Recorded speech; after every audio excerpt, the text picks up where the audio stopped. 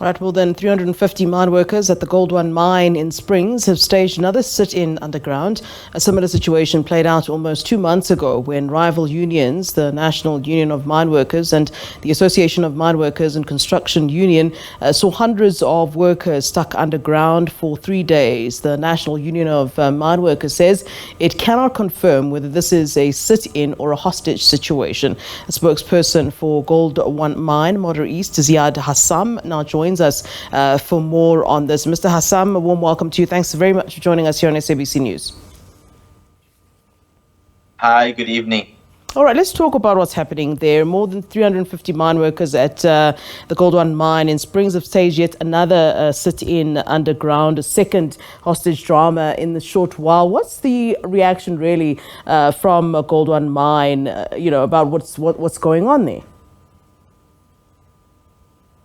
So the numbers are actually 447 employees. Yeah. Those employees went for their normal night shift yesterday, and it soon became apparent that it was once again not going to be a normal shift, and that this had turned into either a hostage situation or a sit-in.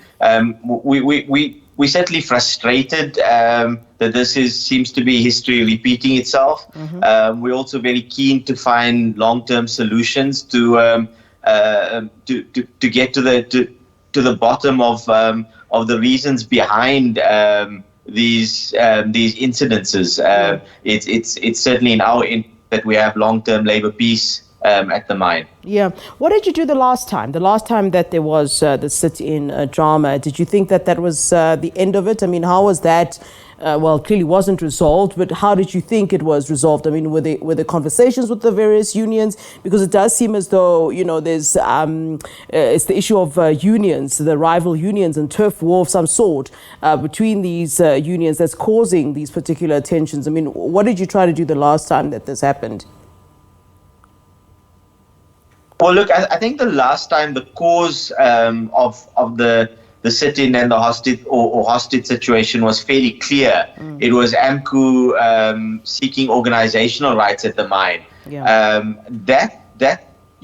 So we had several engagements through that process with the NUM and with AMCU, and we've now come to a solution in the sense that the close shop agreement with NUM will terminate as at the 14th of December.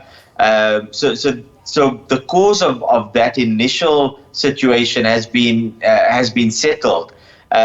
This time around, we think, and we don't have any confirmation, but it's a fairly educated guess that the reason behind yesterday's sit-in is the outcome of the disciplinary hearings. The last time we had a hostage situation, so around 52 people were dismissed yesterday, and a fair few more are likely to be dismissed in the coming days. And our sense is that the sit-in is as a result of other employees supposedly being in solidarity with their colleagues. Yeah, but let's talk about these dismissals then. I mean, how sure are you that, some of these workers aren't, being coerced into participating in this, whether it's a sit-in and then we're hearing it's a hostage situation? I mean, do you even have clarity in terms of what exactly it is that's going on? I mean, before we get to the point of even dismissing people, because, the reasons for participating might be different to what you assume is the reason